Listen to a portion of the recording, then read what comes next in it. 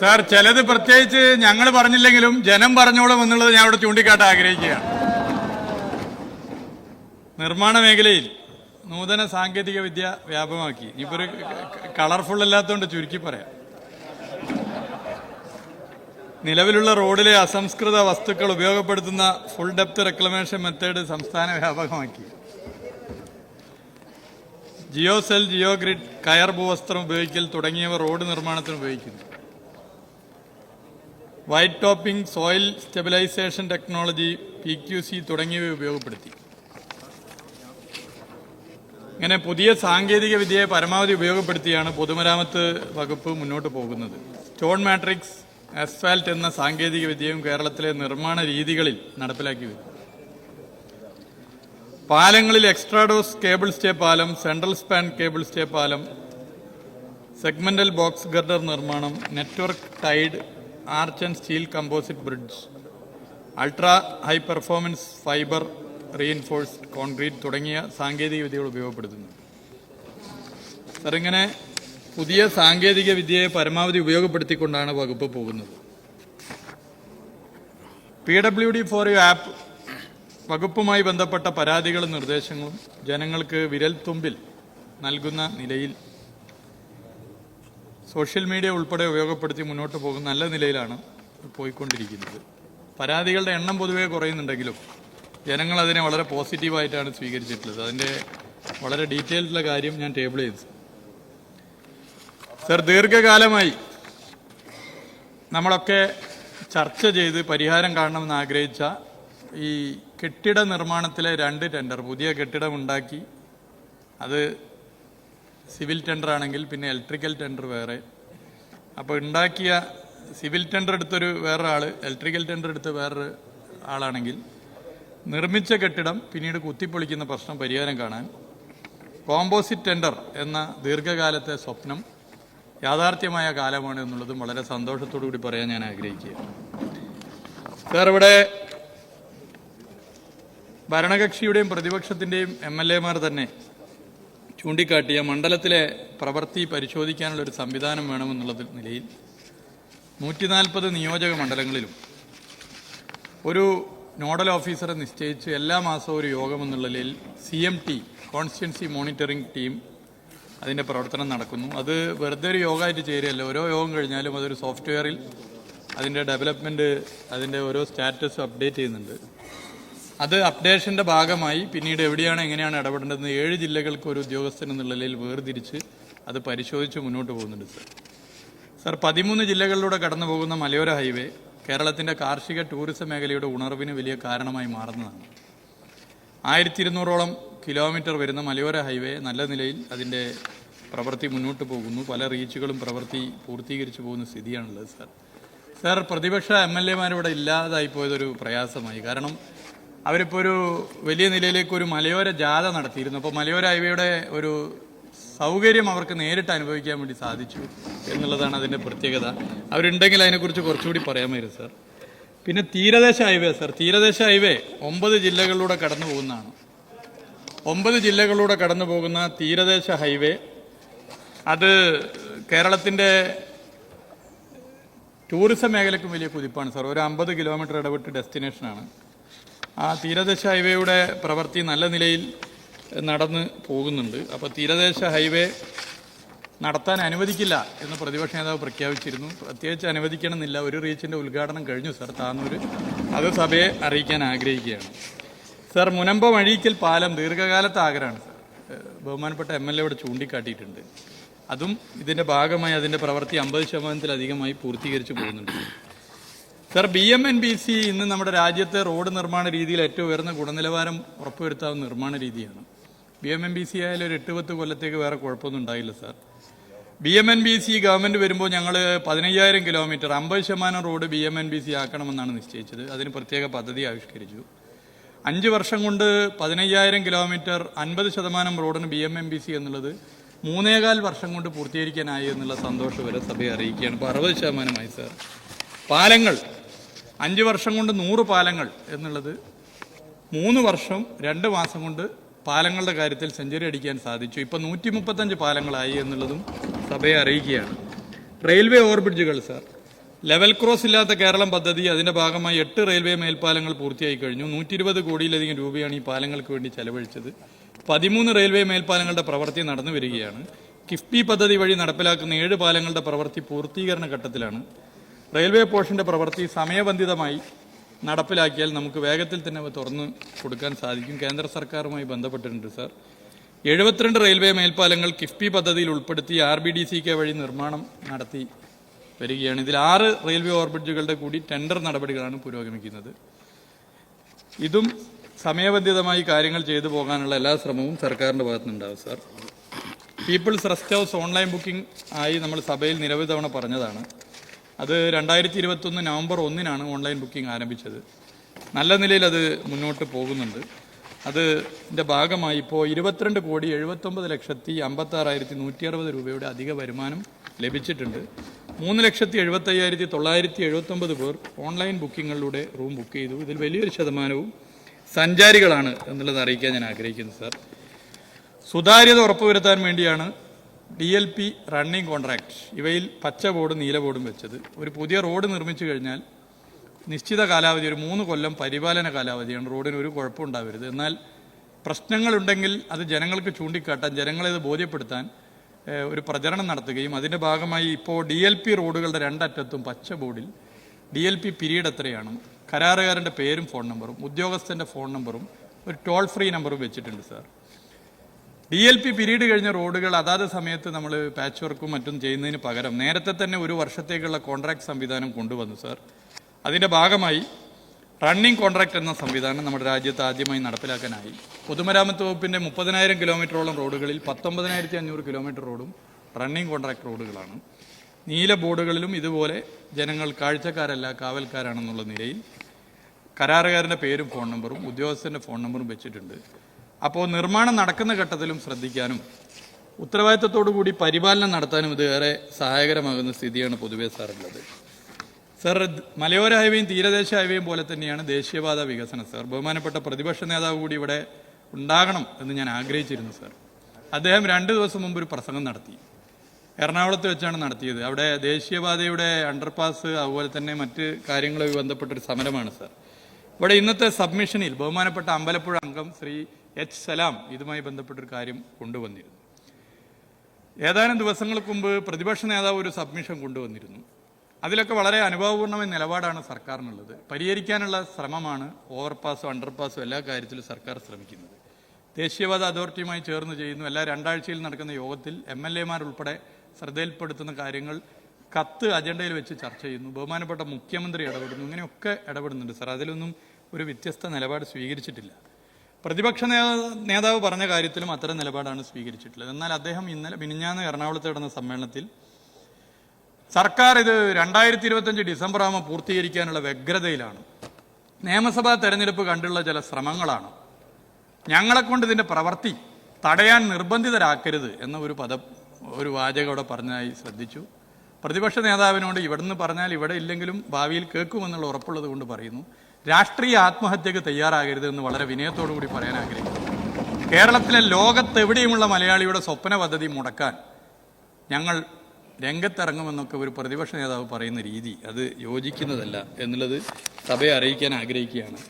എന്ത് പ്രതിസന്ധി വന്നാലും 2025 ഡിസംബറോടുകൂടി ഞങ്ങൾ നിശ്ചയിച്ച ഈ പദ്ധതിയുടെ പൂർത്തീകരണത്തിന് എല്ലാ ഇടപെടലും നടത്തി മുന്നോട്ട് പോകുമെന്നുള്ളത് സഭയെ അറിയിക്കുകയാണ് സാർ. അതിൻ്റെ മറ്റ് കാര്യങ്ങളിലേക്ക് ഞാനിപ്പോൾ കിടക്കുന്നില്ല. എല്ലാം നമുക്ക് അറിയുന്നതാണ്. ഇന്ത്യയുടെ ചരിത്രത്തിൽ ആദ്യമായി ദേശീയപാത വികസനത്തിന് ഒരു സംസ്ഥാന സർക്കാർ പണം ചെലവഴിച്ചത് കേരളത്തിലെ ഇടതുപക്ഷ ജനാധിപത്യ മുന്നണിയുടെ സർക്കാരാണ്. 2014 ഓഗസ്റ്റ് 14, അതായത് സ്വാതന്ത്ര്യദിനത്തിൻ്റെ തലേന്ന് ഈ പദ്ധതിക്ക് റീത്ത് വെച്ച് പോയ പദ്ധതിയാണ് സാർ. അന്ന് UDF ആണ് കേരളത്തിൽ ഭരണം നടത്തിയത്. UDFിൻ്റെ കെടുകാര്യസ്ഥത മൂലം കേന്ദ്ര സർക്കാരും ദേശീയപാത അതോറിറ്റിയും ഈ പദ്ധതി ഇനി ഇല്ല എന്ന് പറഞ്ഞത് പോയതാണ് സാർ. മരണപ്പെട്ട പദ്ധതിക്ക് അത്ഭുതകരമാം വിധം ജീവൻ വെപ്പിച്ച് മുന്നോട്ട് വന്ന കേരളത്തിലെ സർക്കാരിനെ നയിക്കുന്ന മുഖ്യമന്ത്രിയുടെ പേര് ശ്രീ പിണറായി വിജയനാണെന്ന് ഈ സഭയെ അറിയിക്കാൻ ഞാൻ ആഗ്രഹിക്കുകയാണ് സാർ. ഈ 8 വർഷമായി അതിൻ്റെ കാര്യങ്ങളും മറ്റുമായി വളരെ വേഗത്തിൽ മുന്നോട്ട് പോവുകയാണ്. ഇപ്പോൾ മറ്റ് കടപരിധിയുടെ ഭാഗമായി ഇതിനെ വെച്ചതിൻ്റെ ഭാഗമായി 5580 കോടി എന്നുള്ളത് യഥാർത്ഥത്തിൽ 12,000 കോടിയുടെ ബാധ്യതയായി ഇത് മാറിയിരിക്കുകയാണ്. 12,000 കോടി രൂപയാണ്. നമ്മളൊക്കെ പ്രസംഗത്തിൽ 6,000 കോടിയോളം രൂപയെന്നാണ് പറയുന്നത്. എന്നാൽ ഇപ്പോൾ കേന്ദ്ര സർക്കാരിൻ്റെ ഒരു നിലപാട് കാരണം അതിനെ മറ്റ് കട പരിധിക്കകത്ത് ഉൾപ്പെടുത്തിയതിൻ്റെ ഭാഗമായി നേരെ ഇരട്ടി തുക ഇതിൻ്റെ ഭാഗമായി സംസ്ഥാന സർക്കാരിന് പണം ചെലവഴിക്കേണ്ടി വന്നു. സർ, ടൂറിസം മേഖല എടുത്ത് പരിശോധിച്ച് കഴിഞ്ഞാൽ ടൂറിസം മേഖലയിൽ മലബാറിനെ പ്രത്യേകിച്ച് ഫോക്കസ് ചെയ്യാൻ നിശ്ചയിച്ചത് എന്തെങ്കിലും ഒരു പ്രാദേശിക വികാരത്തിൻ്റെ ഭാഗമായിട്ടല്ല. ഇടതുപക്ഷ ജനാധിപത്യ മുന്നണിയുടെ പ്രകടന പത്രികയിൽ എഴുതി വെച്ചു മലബാറിൻ്റെ സാധ്യതയെ ഫലപ്രദമായി ഉപയോഗപ്പെടുത്തണമെന്നുള്ളതാണ്. മലബാറിൻ്റെ ചരിത്രത്തിലെ ഏറ്റവും വലിയ ആഭ്യന്തര സഞ്ചാരികളുടെ എണ്ണത്തിലേക്ക് ഈ 2024 വർഷം എത്തിയെന്നുള്ള സന്തോഷ വിവരം അറിയിക്കാൻ ഞാൻ ആഗ്രഹിക്കുകയാണ്. അതിൻ്റെ കണക്കുകൾ നേരത്തെ സഭയിൽ പറഞ്ഞു എന്നുള്ളത് കൊണ്ട് ഞാൻ ആവർത്തിക്കുന്നില്ല. പൊതുവെ സഞ്ചാരികളുടെ എണ്ണം വർദ്ധിച്ചു, ആഭ്യന്തര സഞ്ചാരികളുടെ എണ്ണം വർദ്ധിച്ചു, വിദേശ സഞ്ചാരികളുടെ എണ്ണവും സർവ്വകാല റെക്കോർഡിലേക്ക് കുതിക്കുകയാണ്. മൂന്നാർ വിദേശ സഞ്ചാരികളുടെ കാര്യത്തിൽ സർവ്വകാല റെക്കോർഡിലായി എന്നുള്ള പുതിയ റിപ്പോർട്ടും ഞാനിവിടെ ചൂണ്ടിക്കാട്ടാൻ ആഗ്രഹിക്കുകയാണ്. സർ, ടൂറിസം മേഖലയിൽ നൂതനമായ പദ്ധതികൾ പരമാവധി ആവിഷ്കരിച്ച് നടപ്പിലാക്കി മുന്നോട്ട് പോവുകയാണ്. ഞാൻ ഓരോന്നോരോന്നായി എടുത്തു പറയാൻ ആഗ്രഹിക്കുന്നില്ല. ഗ്രാമങ്ങളിലെ ടൂറിസത്തെ വളർത്താൻ വേണ്ടി തദ്ദേശ സ്വയംഭരണ വകുപ്പുമായി ചേർന്നുകൊണ്ട് നടത്തുന്ന ഡെസ്റ്റിനേഷൻ ചാലഞ്ച് ഇപ്പോൾ 41 പദ്ധതികൾ യാഥാർത്ഥ്യമായിട്ടുണ്ട്. അതിൻ്റെ ഓരോ വിശദമായ കാര്യങ്ങളും ഞാൻ ചൂണ്ടിക്കാട്ടി പോകാൻ വേണ്ടി ആഗ്രഹിക്കുന്നില്ല. സർ, ഇവിടെ ബഹുമാനപ്പെട്ട MLA മാർ പല ക്രിയാത്മകമായ നിർദ്ദേശങ്ങളും മുന്നോട്ട് വെച്ചിട്ടുണ്ട്. അവയൊക്കെ എല്ലാ നിലയിലും സ്വാഗതം ചെയ്യുകയാണ്. സർ, ചില കാര്യങ്ങൾ അവർ ശ്രദ്ധയിലും പെടുത്തിയിട്ടുണ്ട്. ഉന്നയിച്ച ശ്രദ്ധയിൽപ്പെടുത്തിയ അല്ലെങ്കിൽ വിമർശനം കൊണ്ടുവന്ന MLA മാർ ദൗർഭാഗ്യകരമായി ഇപ്പോൾ ഈ സഭയിലില്ല. അതിൽ കുമരകം അല്ലെങ്കിൽ ഈ പിറവം മണ്ഡലവുമായി ബന്ധപ്പെട്ട് കുമരകം നെടുമ്പാശ്ശേരി KSTP പ്രവൃത്തിയുമായി ബന്ധപ്പെട്ട ചില കാര്യങ്ങൾ വന്നിട്ടുണ്ട്. 107,64,00,000 രൂപയുടെ പ്രവൃത്തിക്ക് 2020 ഭരണാനുമതി കിട്ടിയ പ്രവൃത്തിയുടെ നടത്തിപ്പിൽ കരാറുകാരൻ വീഴ്ച വരുത്തിയതിനെ തുടർന്ന് 7/5/2024 റിസ്ക് ആൻഡ് കോസ്റ്റ് വ്യവസ്ഥയിൽ ടെർമിനേറ്റ് ചെയ്തു. അതിൻ്റെ വിശദമായ കാര്യം ഞാനത് ഇതുമായി ബന്ധപ്പെട്ട് കാര്യങ്ങൾ ചെയ്തിട്ടുണ്ട്. ചീഫ് സെക്രട്ടറിയുടെ നേതൃത്വത്തിൽ തന്നെ നേരത്തെ ഒരു യോഗം ചേർന്ന് കേന്ദ്ര സർക്കാരിന് കത്ത് നൽകി തൃപ്പൂണിത്തറ ബൈപ്പാസുമായി ബന്ധപ്പെട്ട് ഇടപെട്ടിട്ടുണ്ട്. അവിടുത്തെ ജില്ലയിലെ മന്ത്രി ശ്രീ P. രാജീവും തൃപ്പൂണിത്തറ ബൈപ്പാസ് ഭൂമി ഏറ്റെടുക്കലുമായി ബന്ധപ്പെട്ട കാര്യങ്ങൾ ശ്രദ്ധയിൽപ്പെടുത്തിയിട്ടുണ്ട്, അതിലും ഇടപെട്ടിട്ടുണ്ട്.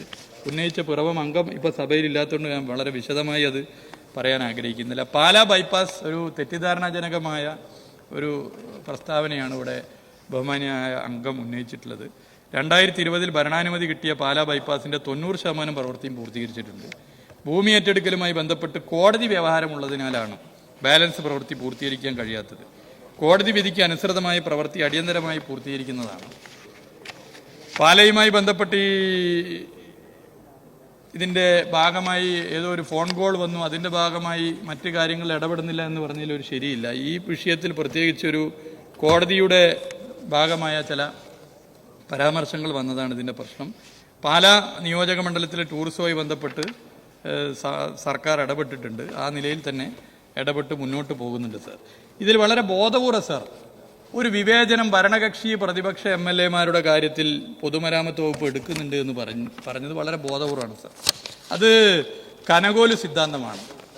2026 നിയമസഭാ തെരഞ്ഞെടുപ്പ് വരുമ്പോൾ ഇത്തരത്തിൽ രാഷ്ട്രീയ വിവേചനത്തോടു കൂടി മണ്ഡലങ്ങളെ കണ്ടുകൊണ്ടാണ് LDF സർക്കാർ മുന്നോട്ട് പോകുന്നതെന്ന് വരുത്താൻ വേണ്ടിയുള്ള ബോധപൂർവമായ ശ്രമം ആരംഭിച്ചതിൻ്റെ ഭാഗമായിട്ടാണ് ഇത്തരത്തിലുള്ളൊരു നിലപാട് സ്വീകരിച്ചിരിക്കുന്നത്. സർ, ഇതിലിപ്പോൾ രാഷ്ട്രീയം നമുക്ക് എല്ലാവർക്കും ഉണ്ടല്ലോ. മന്ത്രിമാർ എന്ന് പറഞ്ഞാൽ എന്തെങ്കിലും ഒരു സ്വതന്ത്ര പദവിയൊന്നുമില്ല. അതൊക്കെ അതാത് മന്ത്രിമാരെ അതാത് പ്രസ്ഥാനത്തിൻ്റെ ചുമതലപ്പെടുത്തിയതിൻ്റെ ഭാഗമായ ഒരു കുറച്ചു കാലത്തേക്ക് ആവുന്നതാണല്ലോ. എല്ലാവരും സ്ഥായിയായിട്ട് ആ പദവിയിൽ ഇരിക്കുന്നതല്ലല്ലോ. ഭരണപരമായ കാര്യങ്ങളിൽ 140 MLA മാരെയും ഒരുപോലെയാണ് ഞങ്ങൾ കാണുന്നത്. അത് വ്യക്തിപരമായി ഞാൻ കാണുന്നതല്ല, അതിലും ഒരു രാഷ്ട്രീയമുണ്ട്. അത് ഇടതുപക്ഷത്തിൻ്റെ രാഷ്ട്രീയമാണ്. ഇടതുപക്ഷം എല്ലാ MLA മാരെയും അത്തരത്തിൽ കാണുന്ന ഒരു നിലപാടാണ് ഞങ്ങളെ പ്രത്യേകം നിർദ്ദേശം നൽകി ചെയ്തിട്ടുള്ളത്. അതിൻ്റെ ഭാഗമായിട്ടാണ് അത്തരമൊരു സമീപനം സ്വീകരിക്കുന്നത്. ഞങ്ങൾ ഓരോരുത്തർക്കും ഞങ്ങളുടെ ഓരോ ചലനത്തിലും രാഷ്ട്രീയമുണ്ട് സാർ, ഓരോ നിലപാടിലും രാഷ്ട്രീയമുണ്ട് സാർ. അതാണ് ഇടതുപക്ഷത്തിൻ്റെ രാഷ്ട്രീയം. അത് ഞങ്ങൾ എല്ലാ നിലയിലും ഇനിയും ഉയർത്തിപ്പിടിക്കും. അത് മന്ത്രിയാണെങ്കിലും മന്ത്രിയല്ലെങ്കിലും അത് ഇനിയും പറഞ്ഞുകൊണ്ട് തന്നെ മുന്നോട്ട് പോകുന്ന ഒരു സ്ഥിതിയായിരിക്കും ഞങ്ങളുടെ ഭാഗത്തുനിന്ന് ഉണ്ടാവുക. ഇതിൽ കൊണ്ടോട്ടി MLA ഇവിടെ തെറ്റിദ്ധരിപ്പിക്കുന്ന നിലയിൽ പറഞ്ഞിട്ടുണ്ട്.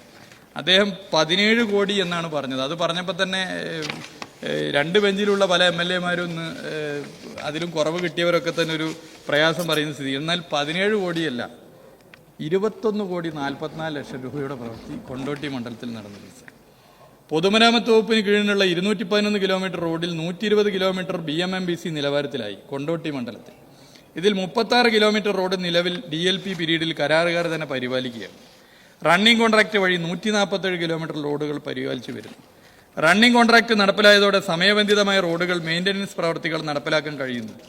ഇതിൽ നിലവിൽ 11,28,00,000 രൂപയുടെ റോഡ് പ്രവൃത്തികളും 10 കോടി 16 ലക്ഷം രൂപയുടെ കെട്ടിട പ്രവർത്തികളും ഉൾപ്പെടെ 21 കോടി 44 ലക്ഷം രൂപയുടെ പ്രവർത്തികൾ ആ നിയോജക മണ്ഡലത്തിൽ നടന്നു വരുന്നുണ്ട് സാർ. കൂടാതെ 2025 ജനുവരി മാസത്തിൽ 3 റോഡുകളുടെ നവീകരണത്തിനായി കൊണ്ടോട്ടി നിയോജക മണ്ഡലത്തിൽ 6 കോടി രൂപ അനുവദിച്ചിട്ടുണ്ട്.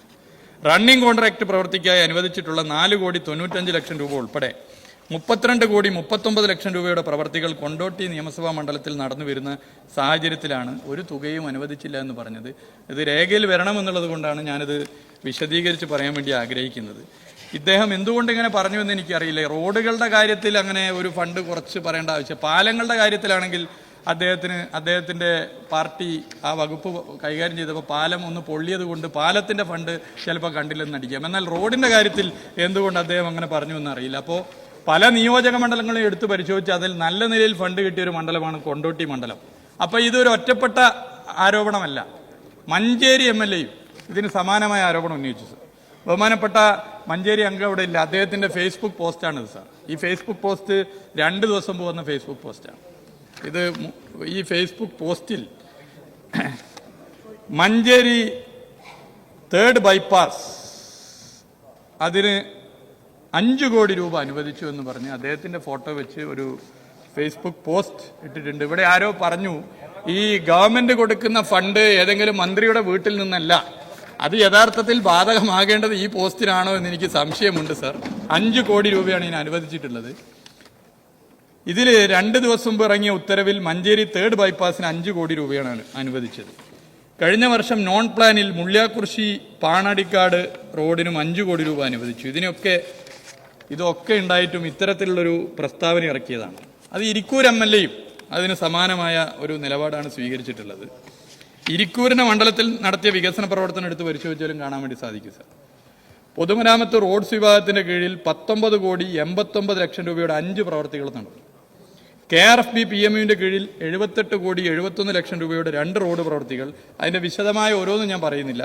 ഇരിക്കൂർ മണ്ഡലത്തിലും മഞ്ചേരി മണ്ഡലത്തിലും കൊണ്ടോട്ടി മണ്ഡലത്തിലും ഇനി ഏറ്റവും അവസാനം ചർച്ചയിൽ പങ്കെടുത്ത് പറഞ്ഞ റോജി M ജോണിന്റെ അങ്കമാലി മണ്ഡലത്തിലും 116 കോടി രൂപയുടെ KSTP പ്രവൃത്തികളും 48 കോടി 9 ലക്ഷം രൂപയുടെ പാലം പ്രവൃത്തികളും 54 കോടി 22 ലക്ഷം രൂപയുടെ KRFB പ്രവൃത്തികളും ഉൾപ്പെടെ 225 കോടി 57 ലക്ഷത്തി 30,000 രൂപയുടെ പൊതുമരാമത്ത് പ്രവൃത്തികളാണ് അങ്കമാലി നിയോജക മണ്ഡലത്തിൽ നടന്നിട്ടുള്ളത് സാർ. ഇത് മറുപടിയായി വരുമെന്നുള്ള ഭയത്താലാണ് അദ്ദേഹം ഓടി ഒളിച്ചത് എന്നുള്ള കാര്യത്തിൽ എനിക്ക് സംശയമുണ്ട് എന്നുള്ള ഈ സഭയെ അറിയിക്കാൻ ഞാൻ ആഗ്രഹിക്കുകയാണ്. ഈ പ്രവൃത്തികൾ കൂടാതെ 275 കോടി 52 ലക്ഷം രൂപയുടെ അങ്കമാലി ബൈപ്പാസ് നിർമ്മാണത്തിന്റെ സ്ഥലമേറ്റെടുക്കൽ പ്രവൃത്തിയിൽ നടന്നു വരുന്നു സാർ. കഴിഞ്ഞ 8 വർഷം LDF സർക്കാർ 2016 അധികാരത്തിൽ വന്നതിന് ശേഷം ഏറ്റവും അധികം പദ്ധതികൾ ലഭിച്ച ഒരു മണ്ഡലം അങ്കമാലി നിയോജക മണ്ഡലമാണെന്ന് ചൂണ്ടിക്കാട്ടാൻ ഞാൻ ആഗ്രഹിക്കുകയാണ് സാർ. അത് അവിടെ അന്നും ഇന്നും MLA ആയിട്ടുള്ള വ്യക്തി തന്നെ ഇത്തരത്തിലൊരു ആരോപണം ഉന്നയിച്ചതിന്റെ പിന്നിലുള്ള രാഷ്ട്രീയ താല്പര്യം കനകോലുവിന്റെ നിർദ്ദേശത്തിന്റെ കൂടി ഭാഗമായിട്ടുള്ള താല്പര്യമാണെന്നുള്ളത് ഞാൻ ചൂണ്ടിക്കാട്ടാൻ ആഗ്രഹിക്കുകയാണ്. ശബരിമല ഫെസ്റ്റിൽ പ്രവൃത്തിയുടെ നോൺ പ്ലാൻ ഭാഗമായി ഈ 2025 അങ്കമാലി മണ്ഡലത്തിൽ കറുകുറ്റി മുഴിക്കുളം റോഡ് നവീകരണത്തിനായി 1 കോടി 60 ലക്ഷം രൂപയും അനുവദിച്ചത് ഞാനിവിടെ സഭയുടെ ശ്രദ്ധപ്പെടുത്താൻ ആഗ്രഹിക്കുകയാണ് സാർ. അപ്പോൾ വളരെ ബോധപൂർവം സഭയെ തെറ്റിദ്ധരിപ്പിക്കാനുള്ള ശ്രമം ഇതിന്റെ ഭാഗമായി നടന്നിട്ടുണ്ട് സാർ. റിസ്ക് ആൻഡ് കോസ്റ്റ് ടെർമിനേഷന്റെ കാര്യത്തിൽ മുഖം നോക്കാത്ത നിലപാടാണ് സ്വീകരിച്ചിട്ടുള്ളത് സാർ. 2021 മെയ് മാസത്തിൽ ഈ ഗവൺമെന്റ് വന്നതിന് ശേഷം 164 പ്രവർത്തികൾ കരാറുകാരുടെ നഷ്ടോത്തരവാദിത്തത്തിൽ വ്യവസ്ഥയിൽ ടെർമിനേറ്റ് ചെയ്തിട്ടുണ്ട് സാർ. ഓരോ വിഭാഗത്തിന് കീഴിൽ ടെർമിനേറ്റ് ചെയ്യപ്പെട്ട പ്രവർത്തികളുടെ എണ്ണം: റോഡ്സ് 98 പ്രവർത്തികൾ, KSTP 4 പ്രവർത്തികൾ, PWD NH 2 പ്രവർത്തികൾ, KRFB 25 പ്രവർത്തികൾ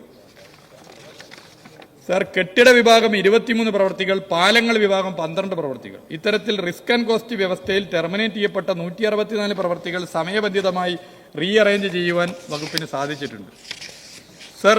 ഈ ഗവൺമെന്റ് വന്നതിന് ശേഷം 95 കരാറുകാരുടെ ലൈസൻസ് തെറ്റായ നിലപാട് സ്വീകരിച്ചതിന്റെ ഭാഗമായി റദ്ദാക്കുകയും 22 കരാറുകാരെ ബ്ലാക്ക് ലിസ്റ്റിൽ ഉൾപ്പെടുത്തുകയും ചെയ്തിട്ടുണ്ട് സർ. ആകെ 117 കരാറുകാർക്കെതിരെ കർശന നടപടി സ്വീകരിച്ചിട്ടുണ്ട്. കൂടാതെ പ്രവൃത്തികളുടെ നടത്തിപ്പിൽ മേൽനോട്ടത്തിൽ വീഴ്ച വരുത്തിയ ഉദ്യോഗസ്ഥർക്കെതിരെയും കർശന വകുപ്പ് തല അച്ചടക്ക നടപടികൾ സ്വീകരിച്ചു വരുന്നുണ്ട് സർ. ഇതിൽ കരാറുകാരിലും ഉദ്യോഗസ്ഥരിലും മഹാഭൂരിപക്ഷവും നല്ല നിലയിൽ ജോലി ചെയ്യുന്നവരാണ് സർ. അവരെയൊക്കെ പ്രത്യേകം ഈ കാലയളവിൽ ഒരുമിച്ച് നിന്ന് കഠിനാധ്വാനം ചെയ്തതിന് പ്രത്യേകം അഭിനന്ദിക്കുകയാണ് സർ.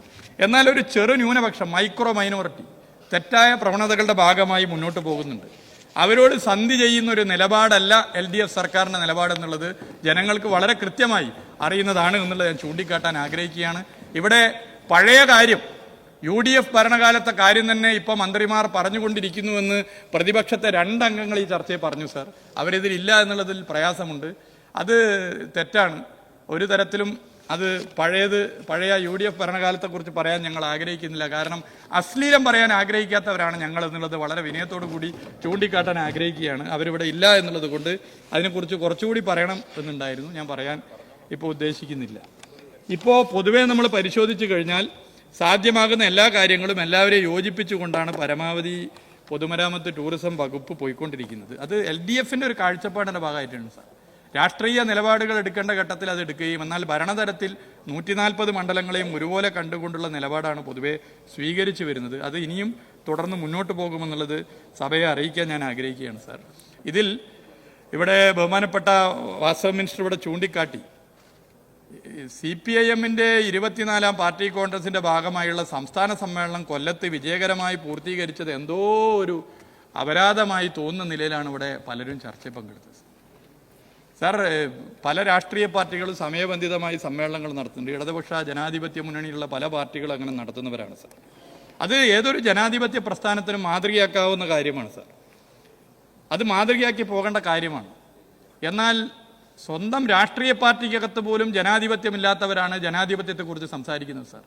നോമിനേഷനിലൂടെയും സ്വന്തക്കാരെ തിരികെ കയറ്റിയും പല തെറ്റായ പ്രവണതകളോട് സന്ധി ചെയ്തും പോകുന്ന ജനാധിപത്യമില്ലാത്ത പ്രസ്ഥാനങ്ങൾ, സ്വന്തം രാഷ്ട്രീയ പാർട്ടിക്കകത്ത് പോലും ജനാധിപത്യ ലെവലേശമില്ലാത്ത പ്രസ്ഥാനങ്ങളാണ് സമയബന്ധിതമായി സമ്മേളനം നടത്തി ഏതൊരു ജനാധിപത്യ പ്രസ്ഥാനത്തിനും മാതൃകയാകാവുന്ന നിലയിൽ CPIM മുന്നോട്ട് പോയതിനെ ഇവിടെ പരിഹസിക്കാനും അപഹസിക്കാനും ഒക്കെ ശ്രമിക്കുന്നത് സാർ. ഇവിടെ 23ാം പാർട്ടി കോൺഗ്രസിൻ്റെ ഭാഗമായി എറണാകുളത്തായിരുന്നു ഞങ്ങളുടെ സംസ്ഥാന സമ്മേളനം സാർ. അന്നത്തെ പ്രത്യേകത CPIM എന്ന് പറയുന്ന രാഷ്ട്രീയ പ്രസ്ഥാനം നയിക്കുന്ന ഒരു മുന്നണി സർക്കാരിൻ്റെ ചരിത്രത്തിലാദ്യമായി തുടർഭരണം കിട്ടിയ സമയമായിരുന്നു സാർ. അതിൻ്റെ ഭാഗമായി അതേ അർത്ഥത്തിൽ തന്നെ ആ സമ്മേളനം പല കാര്യങ്ങളും കണ്ടു. 24ാം പാർട്ടി കോൺഗ്രസിൻ്റെ ഭാഗമായിട്ടുള്ള സമ്മേളനം കൊല്ലത്താണ് സാർ നടന്നത്. കൊല്ലത്ത് നടന്ന 24ാം പാർട്ടി കോൺഗ്രസിൻ്റെ സമ്മേളനത്തിൻ്റെ പ്രത്യേകത CPIM എന്ന് പറയുന്ന രാഷ്ട്രീയ പ്രസ്ഥാനം നയിക്കുന്ന ഒരു മുന്നണി സർക്കാർ ചരിത്രത്തിലാദ്യമായി 8 വർഷം തുടർച്ചയായി ഭരിക്കുന്ന ഒരു ഘട്ടത്തിലാണ് എന്നുള്ളതാണ് സാർ. ഇനി 3 വർഷം കഴിഞ്ഞ് 25ാം പാർട്ടി കോൺഗ്രസിന്റെ ഭാഗമായുള്ള സംസ്ഥാന സമ്മേളനം കേരളത്തിൽ എവിടെയാണ് നടക്കുക എന്നറിയില്ല. എവിടെ നടന്നാലും അന്ന് പറയാൻ പറ്റുന്ന ഒരു കാര്യം CPIM എന്ന് പറയുന്ന രാഷ്ട്രീയ പ്രസ്ഥാനത്തിന്റെ നേതൃത്വത്തിൽ ചരിത്രത്തിലാദ്യമായി 11 വർഷം തുടർച്ചയായി ഭരിക്കുന്ന ഒരു സർക്കാർ ഭരിക്കുന്ന ഘട്ടത്തിലാണ് ഈ സമ്മേളനം എന്നുള്ളതാണ് സാർ. ഇത് എന്തെങ്കിലും അഹങ്കാരത്തിന്റെ ഭാഗമായോ അമിത ആത്മവിശ്വാസത്തിന്റെ ഭാഗമായോ അല്ലെങ്കിൽ മറ്റെന്തെങ്കിലും നിലപാടിന്റെ ഭാഗമായോ പറയുന്നതല്ല സാർ. ജനങ്ങൾക്കിടയിൽ ഞങ്ങൾ ഇടപെടുമ്പോൾ അതിൽ നിന്നും ലഭിക്കുന്ന ആത്മവിശ്വാസവും അനുഭവമാണ് സാർ ഇങ്ങനെ പറയാനുള്ള കാരണമായി മാറുന്നത്. ഇത്തരം കാര്യങ്ങൾ ഞങ്ങൾ പറയുമ്പോൾ, അത്തരം കാര്യങ്ങൾ തുറന്നു പറഞ്ഞു പോകുമ്പോൾ, രാഷ്ട്രീയ നിലപാടുകൾ മാന്യമായി പറയുമ്പോൾ, രാഷ്ട്രീയ നിലപാടുകൾ മാന്യമായി പറയുന്നവരെ അധിക്ഷേപിക്കുകയും ഒറ്റതിരിച്ച് വേർപെടുത്തുകയും പരിഹസിക്കുകയും ചെയ്തങ്ങനെ അടിച്ചു കളയാമെന്ന് ആരെങ്കിലും കരുതിയാൽ അങ്ങനെ ഒറ്റപ്പെടുത്തുന്നവരെ കൂടെ നിന്ന് തടുത്ത് ചെറുത്ത് മുന്നോട്ട് പോകുന്ന നിലപാടായിരിക്കും ഞങ്ങൾ സ്വീകരിച്ചു പോകുക സാർ. അങ്ങനെ ആരെങ്കിലും ഒറ്റപ്പെടുത്തി വളഞ്ഞിട്ട് അടിച്ച് ബാക്കി ചിലർ ശരി ചിലർ മോശമെന്നുള്ള ഏതെങ്കിലും പ്രചരണം നടത്തി ഈ സംഘശക്തിയെ, ഇടതുപക്ഷ ജനാധിപത്യ മുന്നണിയുടെ ശക്തിയെ ദുർബലപ്പെടുത്താമെന്ന് ഏത് കനകോല് വിചാരിച്ചാലും അത് നടക്കില്ല എന്ന് വളരെ വിനയത്തോടെ ഈ സഭയെ അറിയിക്കാൻ ഞാൻ ആഗ്രഹിക്കുകയാണ് സാർ. മറ്റു ചില കാര്യങ്ങൾ കൂടി പറയണമെന്ന് ആഗ്രഹിച്ചെങ്കിലും എൻ്റെ സുഹൃത്തുക്കളായ പ്രതിപക്ഷ MLA-മാർ ഇല്ലാത്തത് കൊണ്ട് അതിലേക്ക് ഞാൻ കടക്കുന്നില്ല. അതുകൊണ്ട് ഇതുവരെ ലഭിച്ച സഹകരണം ഭരണകക്ഷി MLA-മാർ, പ്രതിപക്ഷ MLA-മാർ, ഉദ്യോഗസ്ഥർ, സഭ എല്ലാവരും നൽകിയ പിന്തുണ തുടർന്നും പ്രതീക്ഷിക്കുന്നു. ഇതിൻ്റെ ഭാഗമായുള്ള ഈ ധനകാര്യ അഭ്യർത്ഥനയുടെ ഭാഗമായിട്ടുള്ള ഈ ചർച്ചയിൽ പങ്കെടുത്ത് ക്രിയാത്മകമായ നിർദ്ദേശങ്ങൾ നൽകിയ എല്ലാ MLA-മാരെയും അഭിവാദ്യം ചെയ്തുകൊണ്ട് നിർത്തുകയാണ്.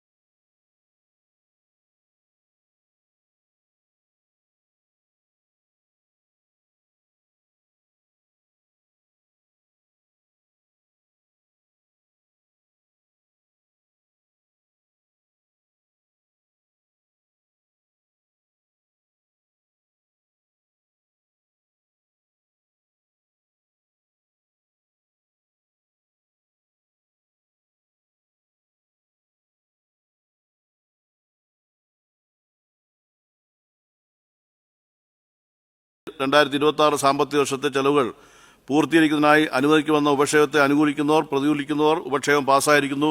ഗ്രാന്റ് അനുവദിച്ചിരിക്കുന്നു. ധനാഭ്യർത്ഥന നമ്പർ 21 ഭവന നിർമ്മാണം. കട്ട്മോഷകൾ അവതരിപ്പിച്ച അംഗങ്ങൾ സഭയിൽ ഹാജരായിട്ടില്ല. കട്ട്മോഷകൾ സഭ തള്ളിയിരിക്കുന്നു.